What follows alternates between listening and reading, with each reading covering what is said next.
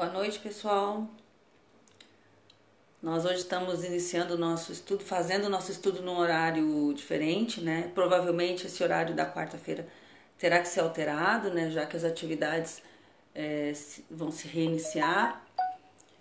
E hoje também provavelmente faremos um estudo um pouco mais curto, porque já está mais avançado na hora, né? O pessoal já está cansado de noite.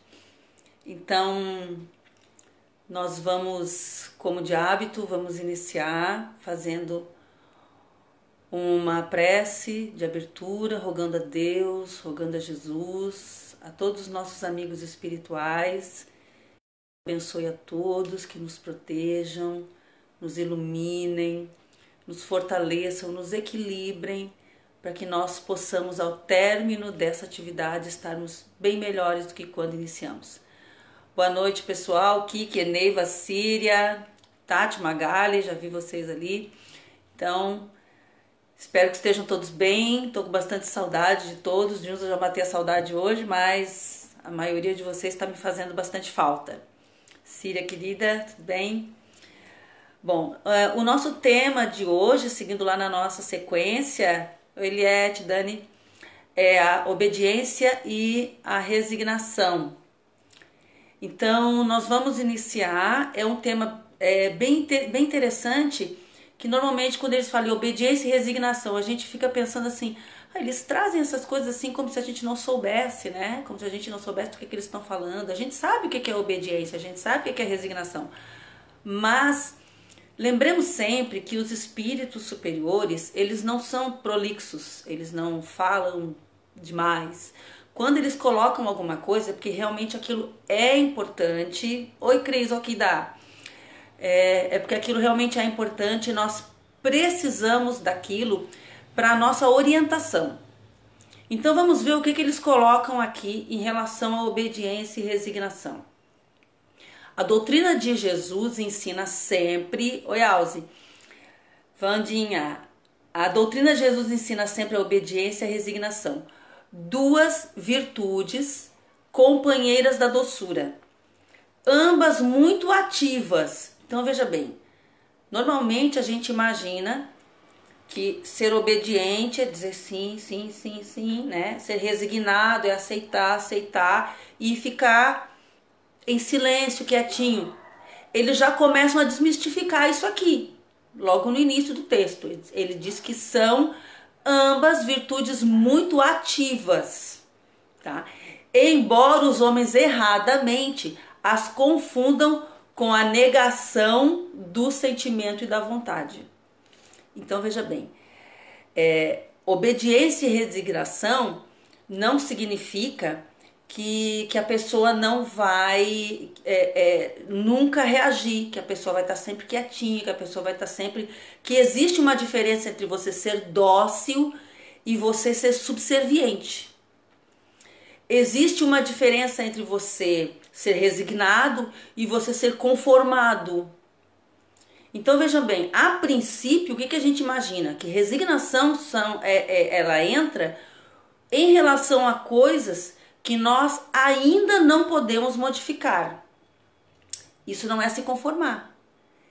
A resignação, ela atua de forma que você tenta modificar situações incessantemente, porém, enquanto você não consegue, você não se revolta, porque você sabe que ela é necessária. Bom, então aqui eles colocam assim, ó, a obediência é o consentimento da razão. Então, a obediência é o consentimento da razão. Como é que isso tem que ser exercitado? Bom, se a obediência está ligada à razão, então significa que essa obediência está diretamente relacionada àquelas coisas que eu raciocino, que eu processo, que eu analiso e que estão relacionadas às leis. Porque obediência, normalmente quando a gente obedece uma coisa que nós temos que obedecer, ela está relacionada à lei ou autoridade. Oi, Estela. Então, De que será que eles estão falando? De que leis eles estão falando? As leis divinas, certo? Nas leis divinas, nós podemos acrescentar também as leis físicas, as leis civis. O que a lei civil tem que ver com as leis divinas? Vejam bem, vamos colocar um exemplo aqui. Jesus foi levado em frente a Pilatos. Jesus não tinha nada, não tinha culpa alguma, não tinha nada do que se repreender. O evangelho é claro nisso, as palavras são exatamente essas. Então estava ali Pilatos, o governador da Judéia, e Jesus, o governador planetário. Se a gente parar para analisar, quem é que manda mais? Quem é que tem mais autoridade? O governador da Judéia ou o governador do planeta? Claro que o governador do planeta manda mais. Então imagine que naquela situação ali, em que Jesus estava ali em frente a Pilatos, ele poderia com certeza, oi Mari, ele poderia com certeza naquele momento virar para Pilatos assim, ó, o negócio é o seguinte, você manda aqui na região, mas eu mando no resto todo. Então, vamos acabar com essa brincadeira aí, para com essa palhaçada, que daqui pra frente quem manda sou eu. Ele poderia ter feito isso. Mas acontece que Jesus, ele sabia que se Pilatos estava ali, naquela condição de governador da Judéia, é porque Deus assim permitiu. Então, ele sabia que naquele momento, ele tinha que aceitar esse desígnio de Deus. Ele tinha que aceitar a vontade de Deus. Então, ele foi obediente. Certo? Então, aí é onde a gente consegue casar as duas coisas. Jesus deu o exemplo perfeito nesse sentido, tá? Então, não que ele, na hora ali, ele não estivesse sentindo que era uma tremenda de uma injustiça. Ele sabia disso.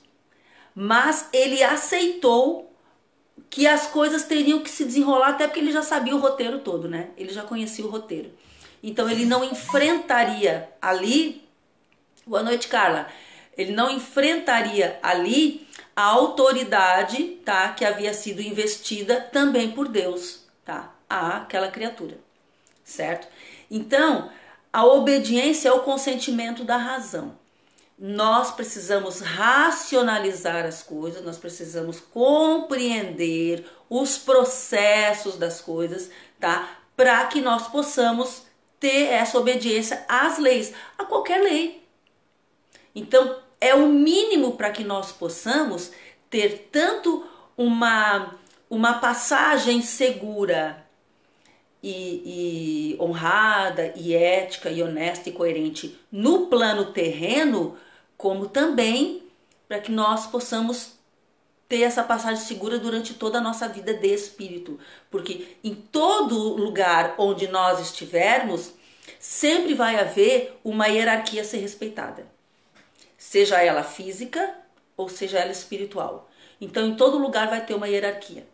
E tem que ter, porque senão a coisa vira bagunça, né?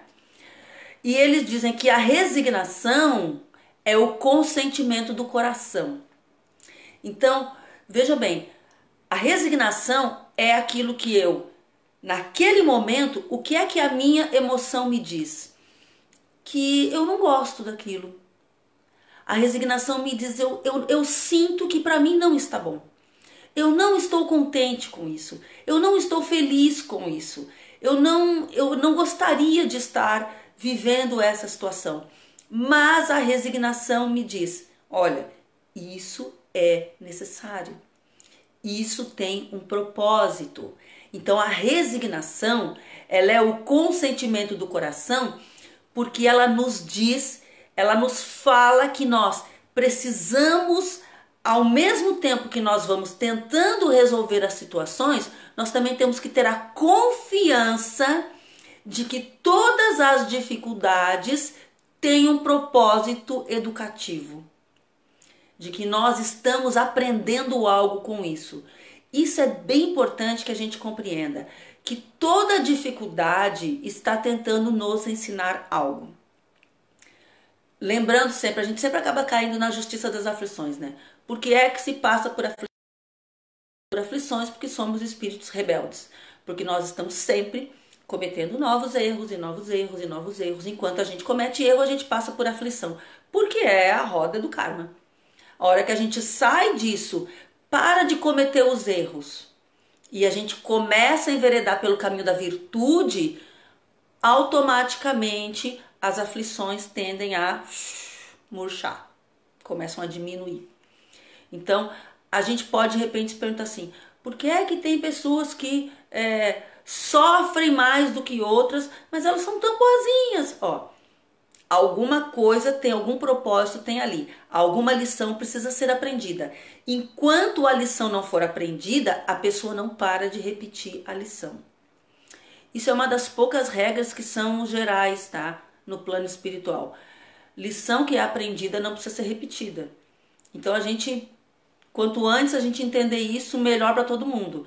Porque se você conseguir aprender determinada lição, e isso tem a ver com o que a gente estudava lá, das boas resoluções. O que é a boa resolução? Daqui para frente o meu procedimento vai ser outro, vai ser diferente. Daqui para frente eu não vou mais cometer determinado tipo de erro. Então, exatamente, Tati, ou é amor ou é a dor. Então, a gente toma as boas resoluções e o plano espiritual até confia, ele acredita. Mas ele nos testa, que é para ver se a boa resolução realmente tá cristalizada, se é fato ou se é só da boca para fora. Porque é muito fácil, né? Vamos combinar. Eu chego e digo assim, ai, nunca mais, eu tô lá, principalmente quando nós estamos diante de uma situação que a água bate, né? E a gente pensa assim, ai, nunca mais eu vou fazer isso. Essa é uma boa resolução. Mas aí daqui a pouco passa a situação e a gente esquece. E quando você vê, você tá de novo incorrendo nas mesmas dificuldades. Esse é o problema. É por isso que os planos, quando eles vão evoluindo, tá? De prova, expiação, para regeneração, a coisa não pode ser de uma hora para outra, dar aquela guinada total. Ele tem que ir se alterando gradativamente. Porque se não for assim, se de repente todo o mal fosse retirado do planeta, nós perderíamos o parâmetro, nós não teríamos mais os termos de comparação. E nós ainda precisamos da presença do mal para olhar para aquilo assim, ó, aquilo ali eu não quero. Aí quando você vê o mal, você lembra, não, eu já passei por isso, não quero, não é mais comigo, entendeu? Então nós ainda vamos ter a presença do mal por conta disso. Agora não significa que nós temos que nos acomodar com o mal, porque é diferente ser resignado e ser acomodado. O acomodado, ele estaciona e ele não busca, né, os recursos para sair da situação. Ele simplesmente aceita. Aquela pessoa que diz assim, como é que tá? Ah, como Deus quer. Como Deus quer. O que é isso como Deus quer? Ah, sofrendo. Pô, mas Deus não quer que a gente sofra.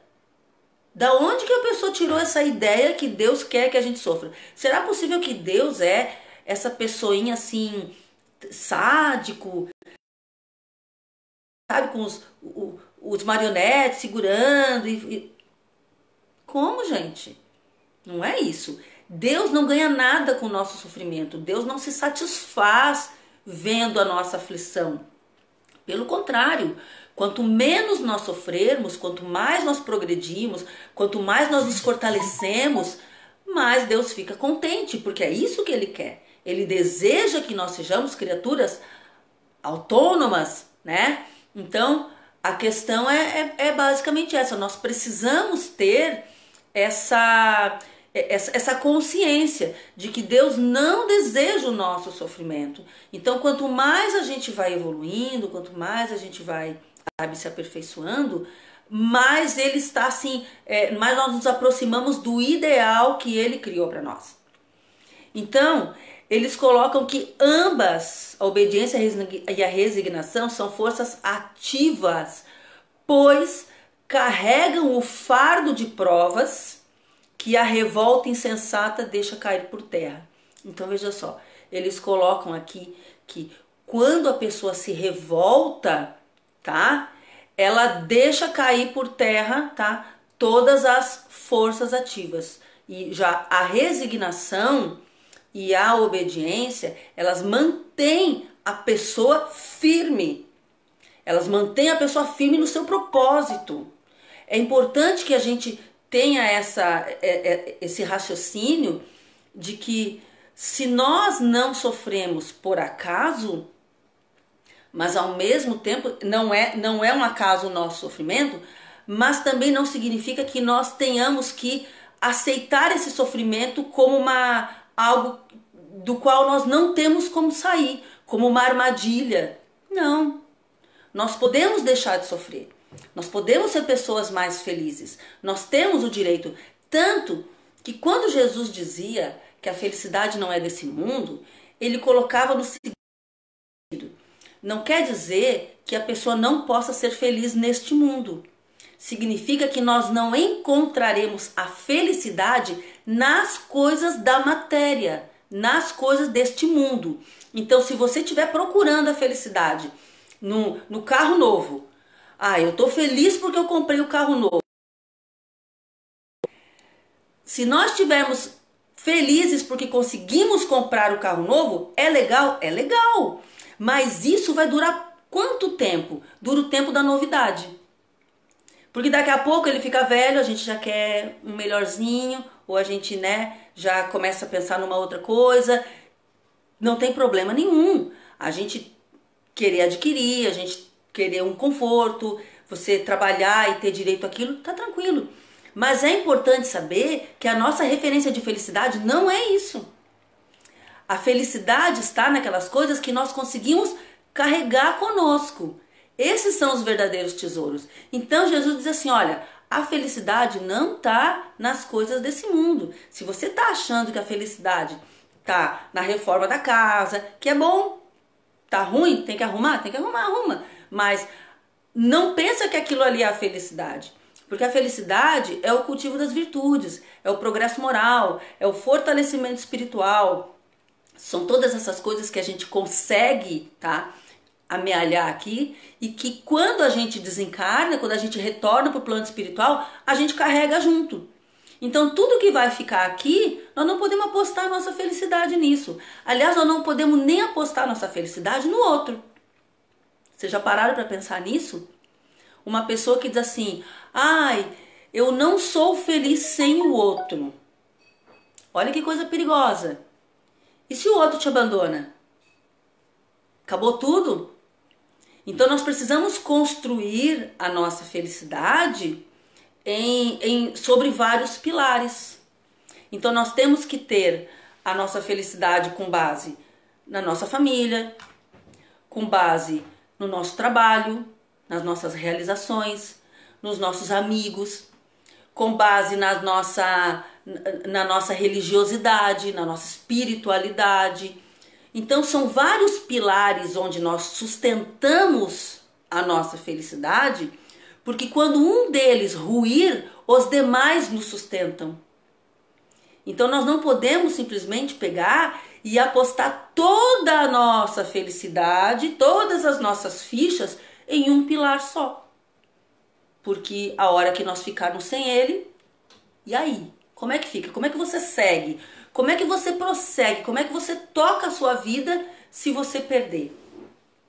Então, isso é algo que o Jesus já vinha nos dizendo com isso, que a felicidade não é deste mundo. Então veja que todos esses pilares que eu citei, eles não estão na área material, eles não estão no setor material. Tá? E veja quanta coisa que nós podemos conquistar, em quantas coisas nós podemos colocar. Oi, Marcinha, quantas coisas nós podemos colocar focar a nossa felicidade, de forma que a gente vai estar sempre bem amparado, tá? Então eles seguem dizendo que o covarde não pode ser resignado, assim como o orgulhoso e egoísta não podem ser obedientes. É engraçado que eles os espíritos superiores, eles têm, às vezes a gente acha que eles são assim um pouquinho cruéis com a gente, né? Porque eles não douram a pílula, não. Eles dizem exatamente o que a gente precisa ouvir. Eles falam na lata mesmo, né? Então, o covarde não pode ser resignado. Então, eles colocam aqui a resignação não como uma fraqueza, mas como uma força. Então, eles colocam a resignação como uma prova de coragem, porque o resignado, ele sabe que naquele momento ele passa pela dificuldade, mas não será sempre assim. Então, ele aure forças, porque ele sabe que ele vai seguir em frente, ele sabe que aquela prova vai servir para exercitar a sua inteligência. Ele sabe que aquela prova vai criar mecanismos para que ele saia mais forte do que quando ele entrou. E isso tudo alimenta inclusive a esperança, alimenta a fé, porque o resignado, ele tem essa característica. Ele é uma pessoa que não se abate, né? Inclusive a gente precisa entender que o Evangelho nos fala que o desânimo é uma falta. Então isso, vejam bem, eles colocam o desânimo como uma falta. Exatamente, ele persevera, isso, Síria. Perfeito, Mari. Não se pode confundir resignação com submissão. A gente exatamente, tudo passa. Mas a resignação, ela tem essa base que ô Jasão, ela tem essa base de virtudes, tá? Que cria em nós aquela fibra, aquela gana, aquela coisa de não, hoje eu tô passando por isso, mas eu vou colher frutos disso, eu vou colher ensinamentos. Eu sei que isso tem um propósito e que ao sair dessa situação eu vou estar muito melhor. Porque as dificuldades da vida, elas têm por objetivo nos treinar, são treinamentos. Tá? Então a gente muitas vezes esquece disso. A gente esquece que para que nós possamos estar, muitas vezes a gente quer assim, para estarmos fortes, né? E a gente pensa às vezes quando a gente lê aqueles livros que descreve aqueles resgates que são feitos lá naquelas zonas umbralinas de sofrimento, né?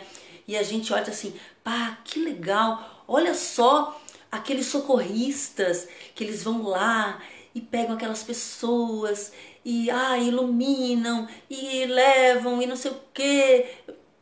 É lindo, né? Mas eles começaram esse treinamento. Ó, que coisa boa, Rebeca, beleza, já é resignada, ótimo.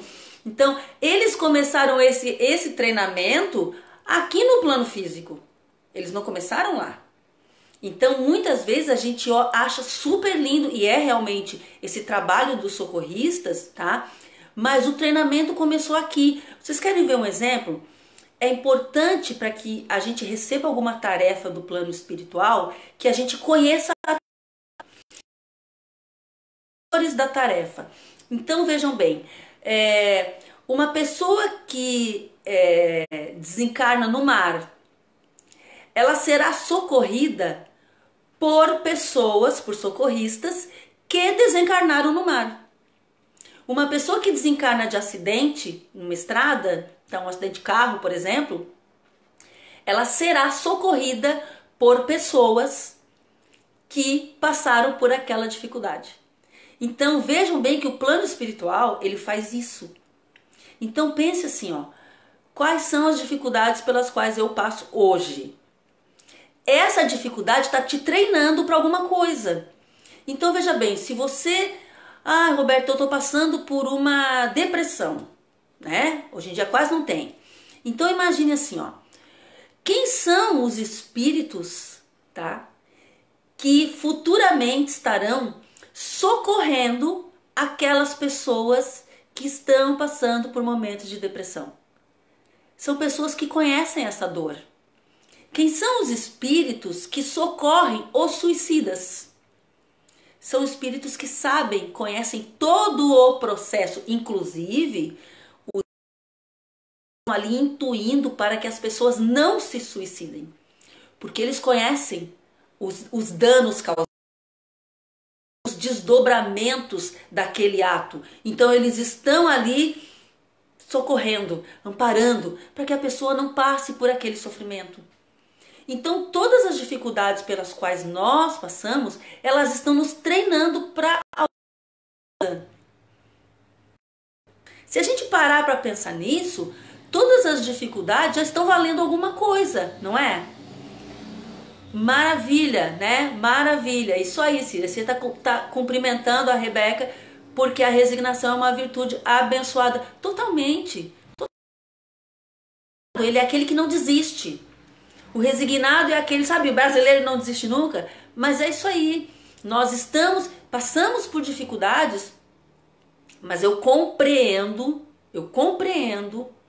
que existe um processo, existe um naquilo ali, que eu respeito esse processo, isso é a obediência, e eu persevero, isso é a resignação. Por isso que elas andam juntas, por isso que elas vêm juntas aqui nesse item aqui, tá? Nesse texto, que é o item 8º do capítulo 9 do Evangelho segundo o Espiritismo. Então, eles dizem que Jesus foi a encarnação dessas duas virtudes que foram desprezadas pela antiguidade materialista, porque as pessoas naquela época não tinham a capacidade de entender isso, de entender por que Jesus, naquela época, se ele tinha tanto poder, os próprios discípulos não entendiam isso. Pô, se o cara tinha tanto poder, e, né, todo mundo reconhecia. O cara, né, podia, a hora que ele quisesse, ele podia acabar com aquela brincadeira ali e dizer assim, olha, vamos parar com isso aqui, daqui pra frente quem manda sou eu. Mas ele não fez isso. Ele não fez isso. Porque ele sabia que todo aquele processo fazia parte de um plano, de um planejamento, que ele tinha que obedecer. Aliás, vamos combinar, planejamento feito por ele mesmo, né? Ele não poderia ir contra ele mesmo. Poderia ir contra ele próprio, seria um contrassenso. Então, ele como governador do planeta, ele programou a sua vinda. Então, ele sabia de todos os processos. Será que a gente tem a ilusão de que Jesus, quando olhava para as pessoas, ele não estava lendo o pensamento das pessoas?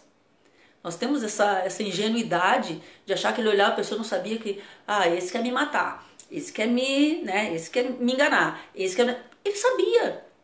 Ele sabia, mas ao mesmo tempo ele respeitou todo o livre-arbítrio dessas pessoas. Ele respeitou a vontade que aquelas pessoas manifestaram naquele momento. E ele sabia que em determinado momento aquelas consciências iriam despertar. Então ele confiou nisso. E apostou em nós de uma maneira que talvez um dia nós aprendamos a apostar em nós mesmos dessa forma. E ter em nós essa confiança que ele tem. Porque Jesus tem muita confiança em nós.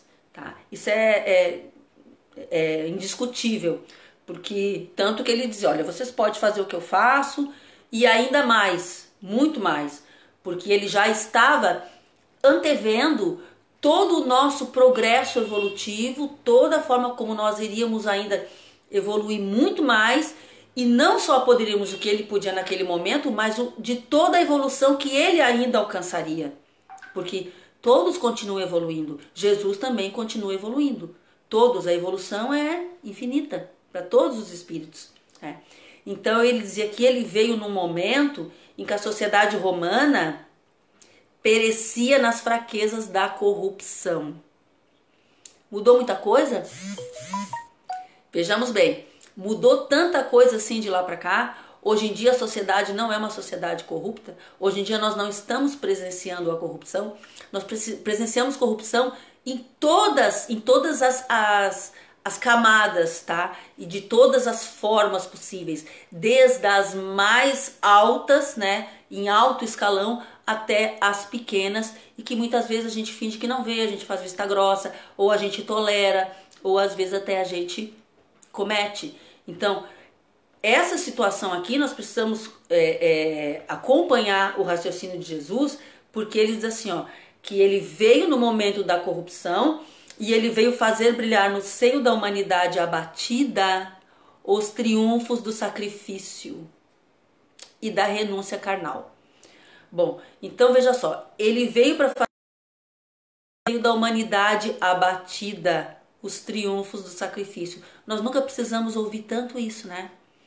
Nós precisamos desse refrigério nesse momento, de compreender que realmente Jesus está de novo, através de outras pessoas, através das doutrinas, através da religião,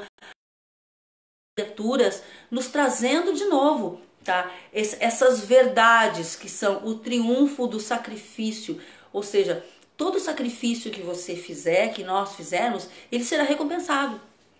Então nós não precisamos nos abater, nós não devemos nos abater, tá? E o sacrifício da renúncia carnal. O que é renúncia carnal? A renúncia carnal é a gente entender que nós estamos num processo de encarnação e que é doloroso. Então a encarnação, ela é dolorosa, ela é sofrida. A encarnação, nós estamos numa prisão porque o corpo é uma prisão para nós. Você consegue sair do corpo agora? Você não consegue sair. Inclusive, se a pessoa se suicidar, ela não consegue se desligar do corpo. Ela fica ali. Ela fica sentindo a do corpo, porque se você está ligado a esse corpo, você vai ficar conectado a ele enquanto houver o compromisso com ele. Então é por isso que o suicídio é tão desaconselhável, né? Porque a pessoa acha que matou o corpo, se livrou, tá tudo bem, tá? Não, pelo contrário, você criou um problema a mais, você criou um sacrifício a mais, uma situação ali da qual você não consegue se desligar, você não consegue se desvencilhar, tá? Então é melhor a gente ir se resignando, a gente ir tocando a bola, a gente ir, né, buscando soluções, porque no fim das contas, todo esse sacrifício vai fazer com que nós terminemos essa encarnação bem melhores do que quando nós começamos. Mesmo quando a gente pensa assim, fulano não muda, fulano não se modifica. Modifica, gente. Modifica. Ninguém sai de uma encarnação do jeito que chegou, tá? Toda pessoa tem uma mudança, mesmo que essa mudança seja imperceptível. Mesmo que assim, que é uma pessoa muito endurecida e ela mudou um pouquinho, mas mudou. Mudou, tá? Oi, Edésio, tudo bem, querido?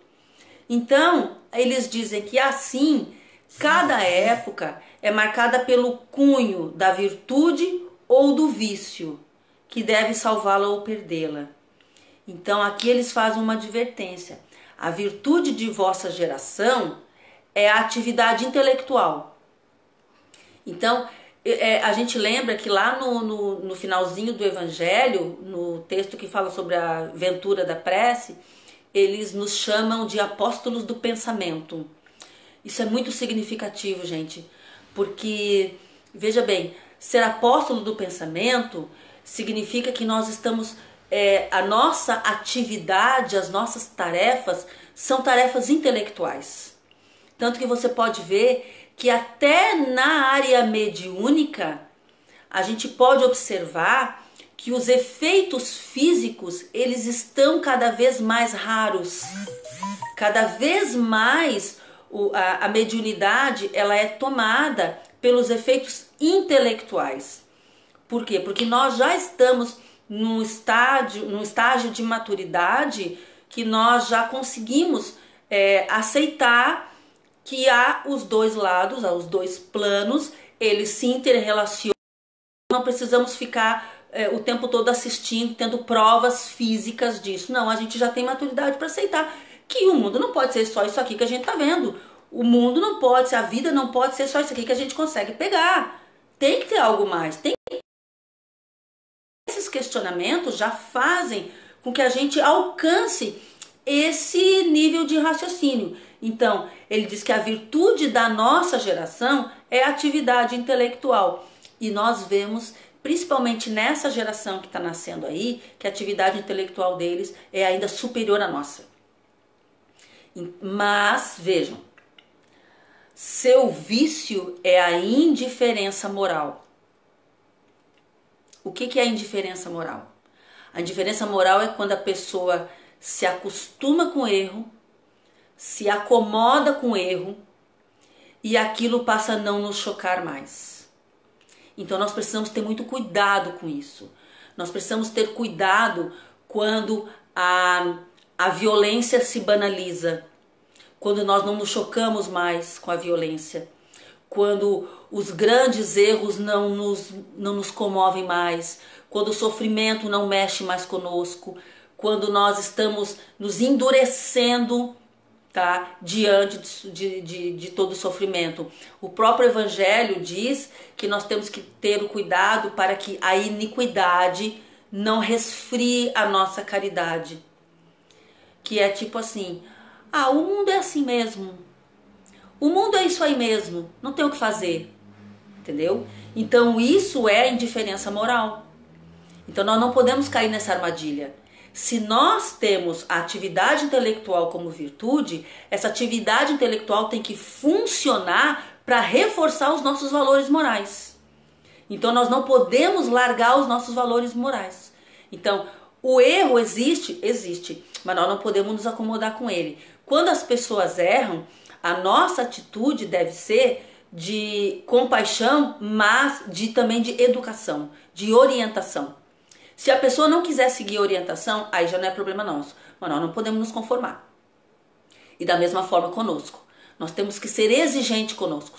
Tolerante com os demais, mas exigente conosco. Então, se nós sabemos, tá, que nós só temos poder sobre nós e que nós temos que estar constantemente buscando essa reforma íntima, essa mudança de comportamento, esse aperfeiçoamento moral, nós não podemos nos acomodar. Então, a nossa inteligência tem que trabalhar no sentido do aperfeiçoamento moral. Mas acontece, Roberta, que a gente vive num mundo físico, né? E o mundo físico tem as suas características, né? A gente precisa das coisas físicas, a gente precisa da matéria, a gente precisa do dinheiro. Precisamos. Precisamos do dinheiro, sim, claro. A gente não faz nada sem dinheiro. Mas acontece que nós temos que mandar no dinheiro e não o dinheiro mandar em nós. Nós temos que fazer uso da matéria e não sermos escravizados pela matéria. Essa é a diferença. É o bom senso. Usar bom senso em tudo. Esse é o segredo. Kardec era conhecido como o bom senso encarnado. Era como o Leon Denis o classificava, né? Ele era o bom senso encarnado. Por quê? Porque vejam que Kardec, ele não tinha mediunidade ostensiva. Kardec não enxergava espíritos. Kardec não sentia os espíritos, ele não tinha essa característica, né? Então como é que justamente ele foi criar aquela obra tão maravilhosa?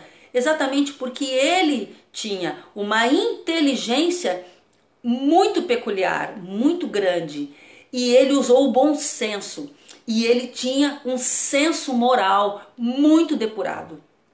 Então ele não fazia nada que fosse imoral.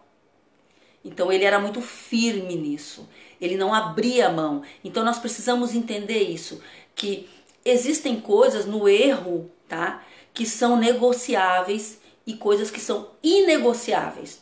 Você pode negociar quando o erro é do outro, ou seja, o outro aprende com o erro e dali para frente a gente orienta e vamos buscar sempre não abandonar e buscar sempre orientar para que um dia ele deixe de errar, tá? Agora, o erro para nós é inegociável.